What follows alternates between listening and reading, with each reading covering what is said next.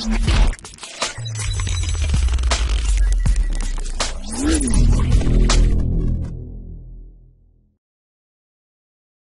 الإنجليزي بتتقسم لثلاث حاجات: الجملة البسيطة أو اللي بنسميها simple sentence، والجملة المركبة أو compound sentence، والجملة المعقدة أو complex sentence. الجملة البسيطة هي الجملة اللي فيها فعل واحد بس، زي مثلا لما أقول The children eat apples. الأطفال بياكلوا التفاح. هنا هنلاحظ إن الجملة فيها فعل واحد بس اللي هو eat. طب تعالى ناخد مثال تاني.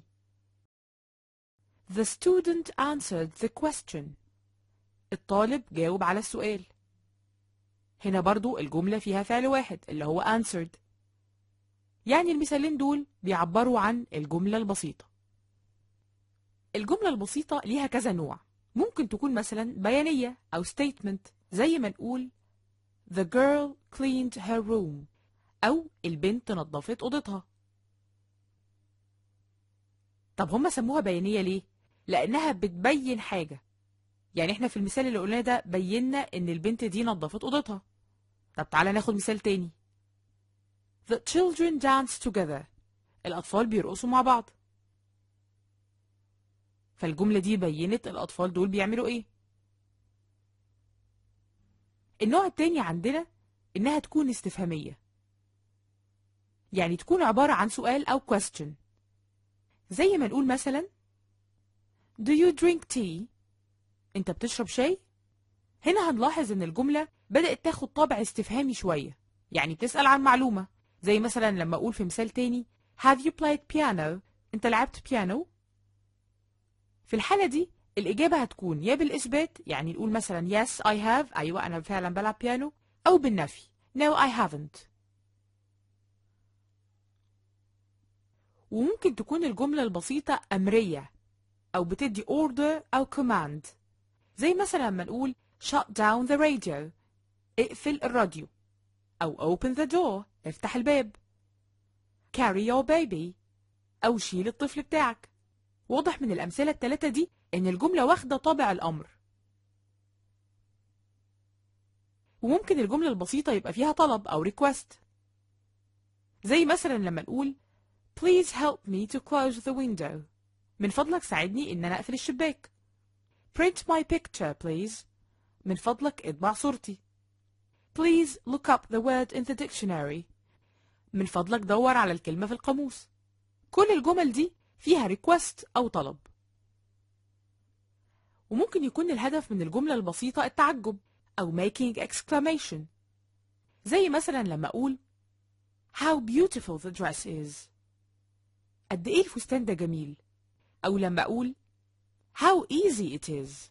دي حاجة سهلة قوي. أو لما أقول مثلا How amazing song it is. الأغنية دي جامدة جدا. وزي ما لاحظنا الهدف في كل الجمل دي هو التعجب. طيب دلوقتي احنا عرفنا أنواع الجمل البسيطة. تعالوا نتعرف على السنتنس اوردر أو كيفية ترتيب الجملة. يعني أرتب الجملة بتاعتي دي إزاي؟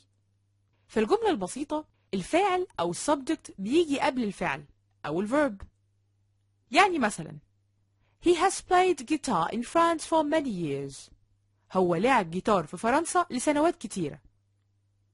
لما نبص للجملة دي هنلاقي إن الفاعل he بيسبق الفعل اللي هو play في ترتيب الجملة. طب ناخد مثل تاني. He is the best football player. هو أحسن لعيب كورة.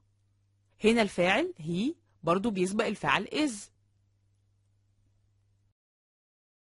أما في حالة الجملة البسيطة الاستفهامية فالفعل بيسبق الفاعل، ودي حاجة بنسميها الانفيرجن رول أو القاعدة المعكوسة، يعني عكس مواضع الكلمات في الجملة اللي فاتت. تعال ناخد مثل. لو قلنا Does أحمد listen to songs؟ هو أحمد بيسمع الأغاني؟ Is Peter here؟ هو بيتر هنا؟ Can Nicole speak French؟ هي نيكول تقدر تتكلم فرنساوي؟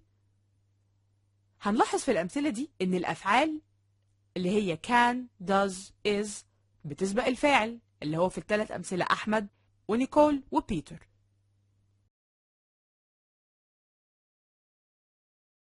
الجملة الأمرية بقى ما فيهاش فاعل أصلا، يعني بنقول إيه؟ open the window، افتح الشباك، مفيش فاعل هنا أهو. turn off the fans، اقفل المراوح. turn on the radio، افتح الراديو. كمان مفيش فاعل في الجمل اللي فيها طلب، زي مثلا لما أقول please bring to me my bags، من فضلك هات لي شنطي. please give me a cup of tea، من فضلك هات لي كوباية شاي، وهكذا.